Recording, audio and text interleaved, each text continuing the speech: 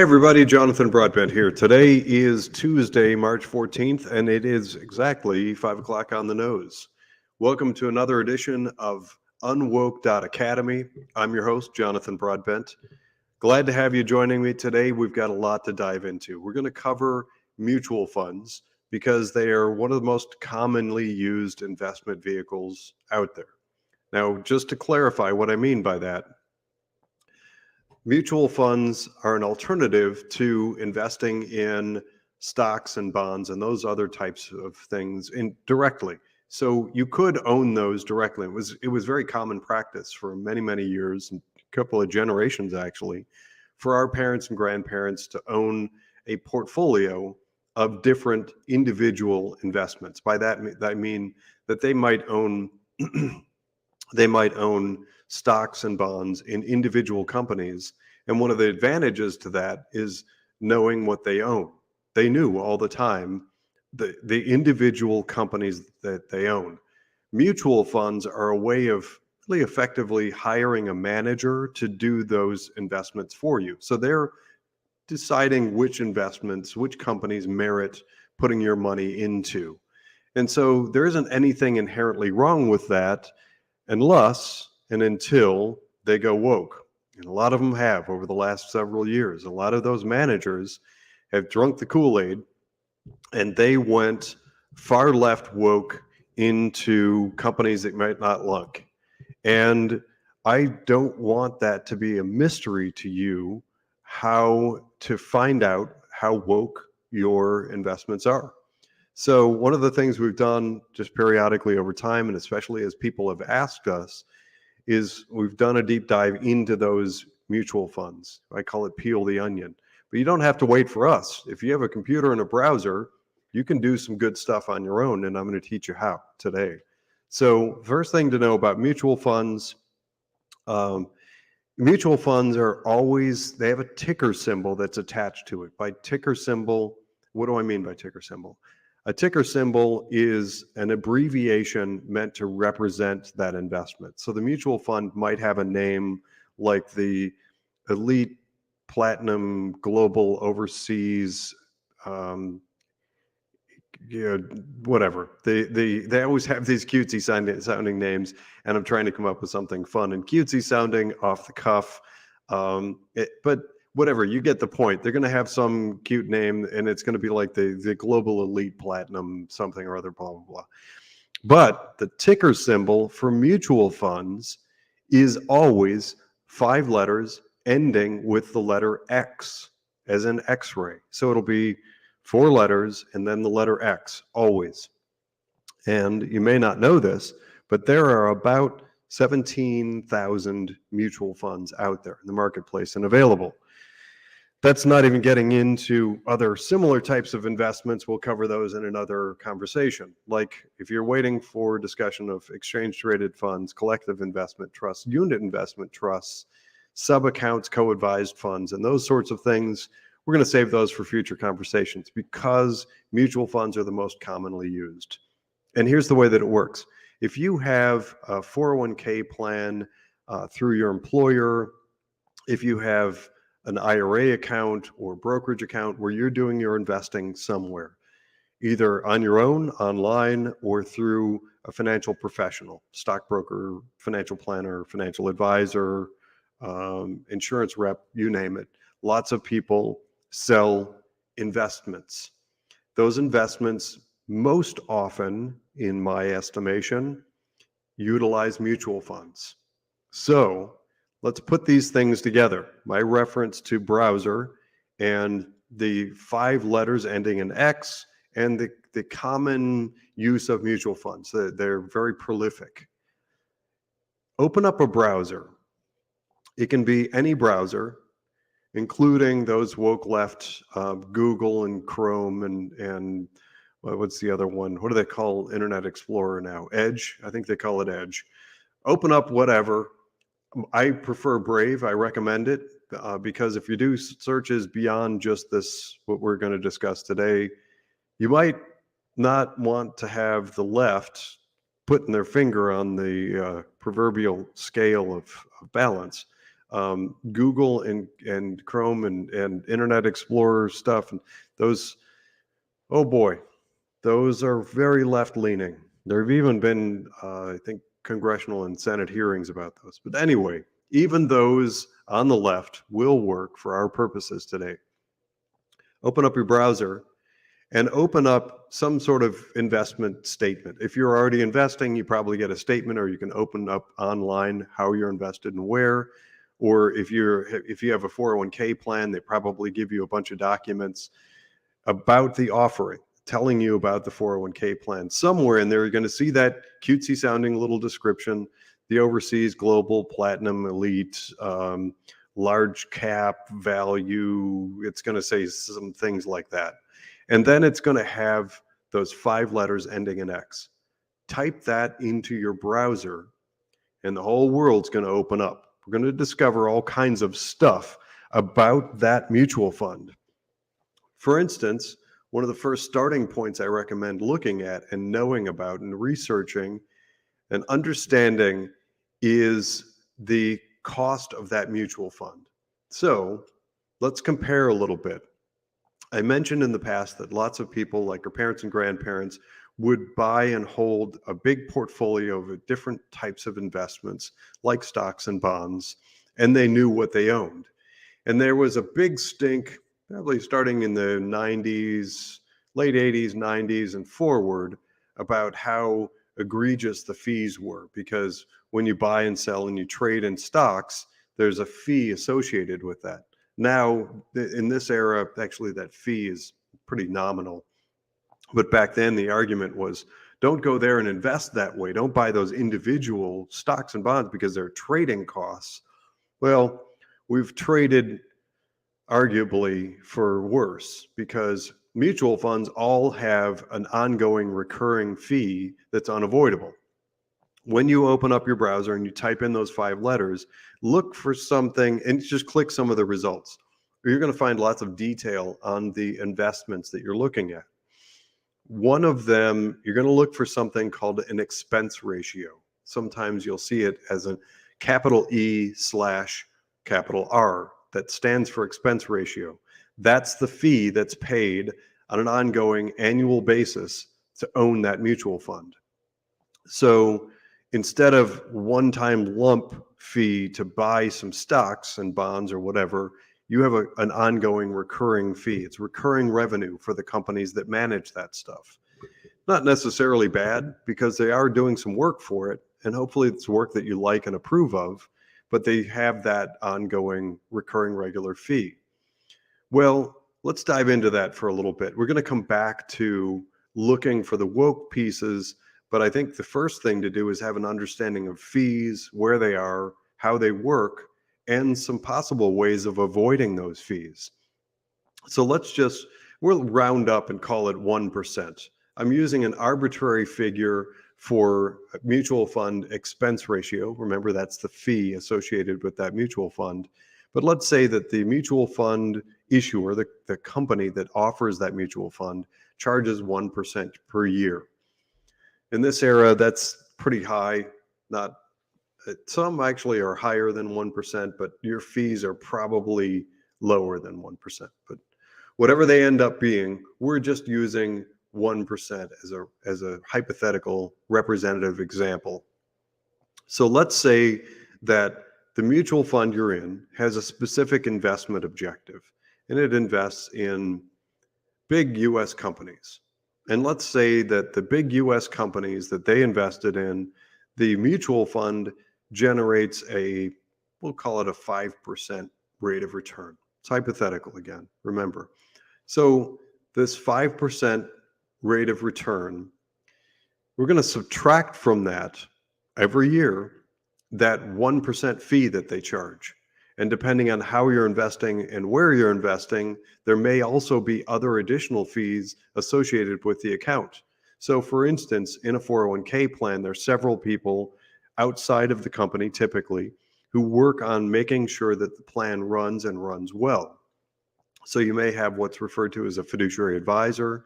You may have a custodian, a record keeper. You don't need to remember all this stuff. There's an accountant. So there are a bunch of different people with their hands in the proverbial cookie jar of the 401k plan, and a lot of those fees get subtracted out. Well, a few things. First thing to know is I believe it's Albert Einstein that's credited with the comment that the single greatest power in the universe is the power of compound interest. And the more money that's there, the lower the fee, the more the compound interest. That means the more your money grows. So the lower those fees can be made, the better off you are. A little known fact, I guess I'll call it, a little history for me.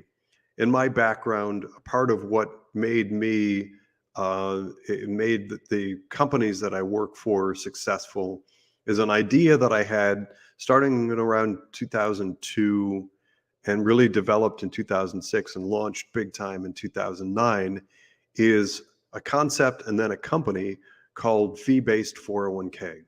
So what that did, and I pushed out into the marketplace comments about an alternative to all those fees coming out of 401k plans. I also, it gets a little bit complicated, but I want to throw a few things in for those audience members, those people listening for whom it's appropriate and it's relevant. So in a parallel universe to 401k plans, there's something called 403b. Those are typically found in K through 12 education, hospital, colleges, universities, and nonprofits. I also have done a lot of work in that area as well. And I also started fee-based 403b. But the fee-based concept really kind of took off and led to major changes in the marketplace, including some Department of Labor and IRS regulatory changes to make the fees and fee structures much more transparent.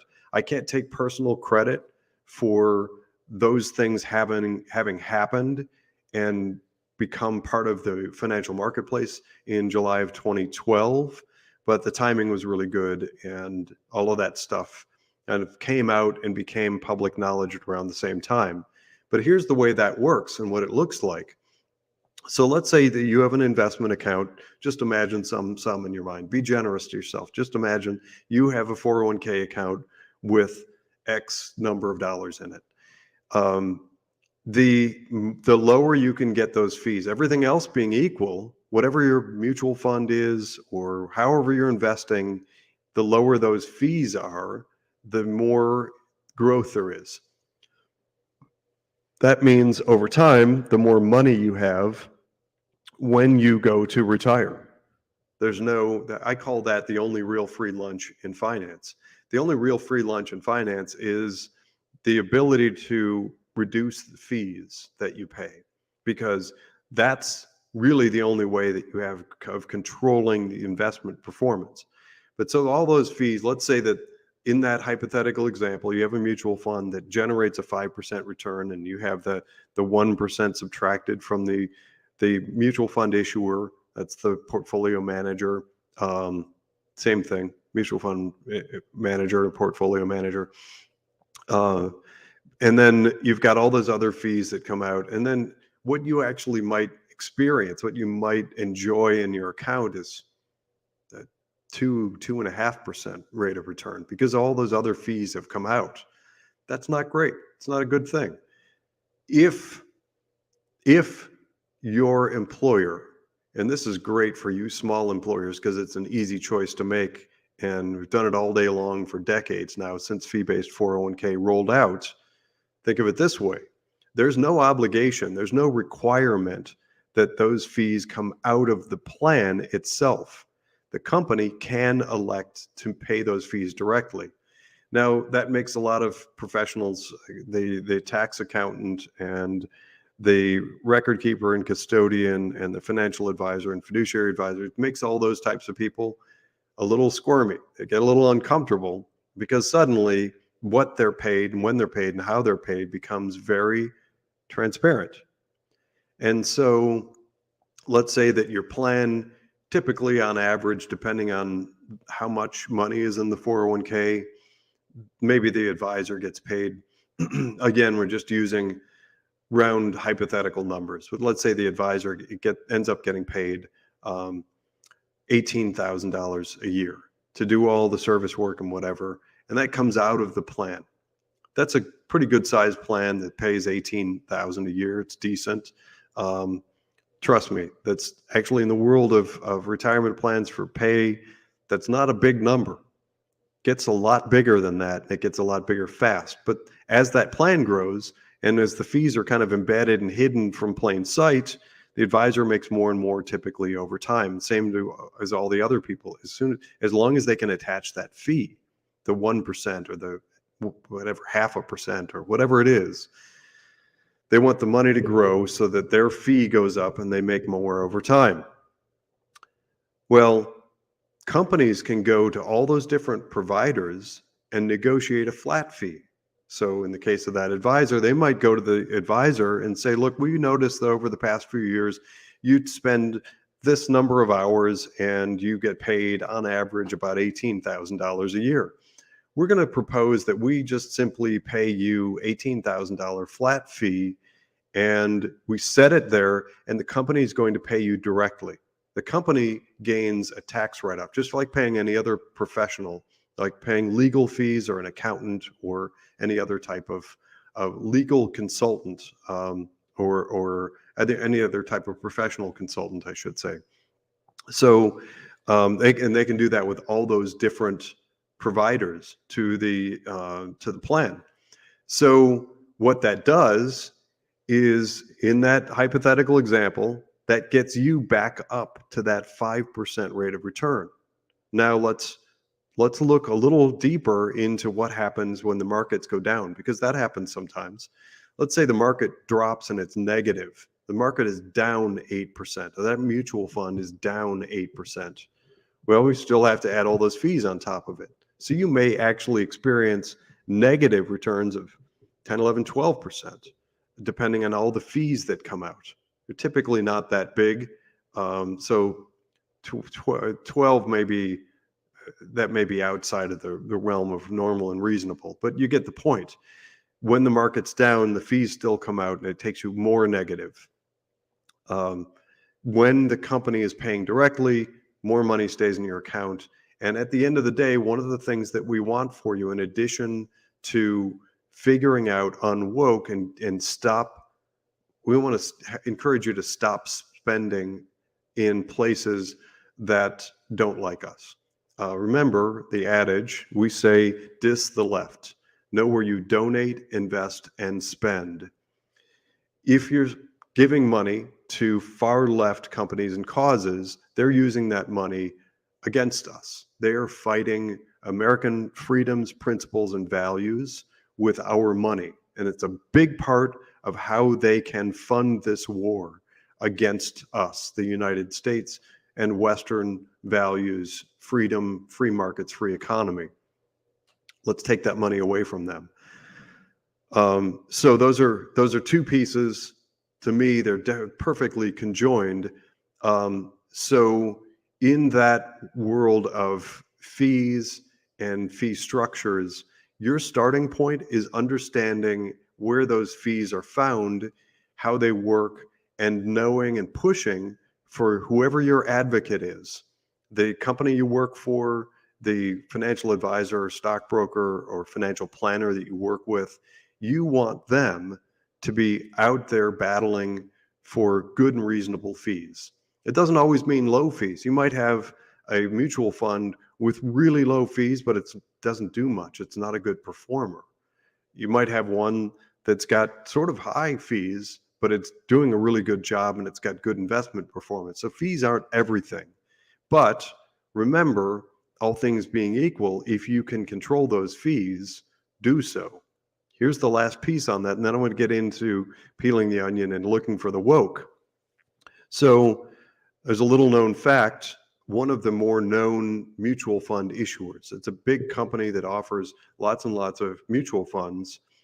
For every mutual fund they offer to the public, they have 16 different fee structures for each mutual fund. It's the same mutual fund, but they have a range of different fees, including 16 different fee structures. In my world, that's referred to as share class. They have 16 different share classes for every mutual fund that they offer. That's really wild. And what that means is that 16 different people could purchase the same mutual fund at the same time and experience different results. The one with the lowest fees is going to end up with the best results. Enough on fees. I want to touch now on figuring out the woke, because remember, when you type those the 5 letters of the mutual fund into the browser, it came up with all sorts of results. So as you click through and start taking a look at the results in your mutual fund search in your browser, you're going to see lots of information about how it invests and into what it is doing the investing, into what companies it's buying. Look at that list of companies. Compare that to what we put out on unwoke.academy and unwokeinvesting.com. We've got a ticker symbol that's scrolling all the time. We're constantly releasing information about these woke companies that you should be avoiding in your portfolio. Match them up.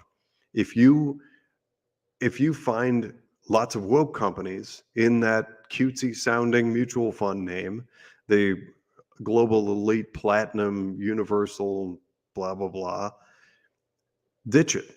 Get your money out of that mutual fund and go to one that invests in line with your core beliefs and your values, that aligns with your value system.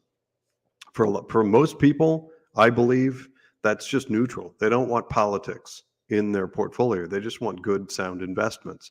They don't want woke left, and maybe they don't want conservative Judeo-Christian. That's fine. Most people fit in the middle.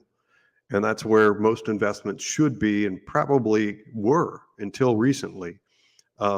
If you do want Judeo-Christian, lean in that direction, and you can find those. We'll help you find those as well.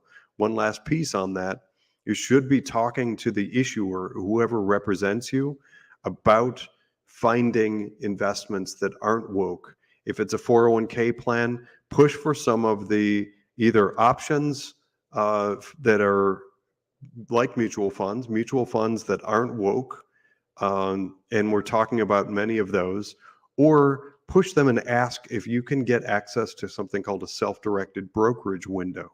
That's the option to invest in individual companies through your 401k plan. More on that later. Thanks for your time. Thanks for listening. I'm Jonathan Broadbent, and you've been listening to unwoke.academy. Stay tuned for future episodes.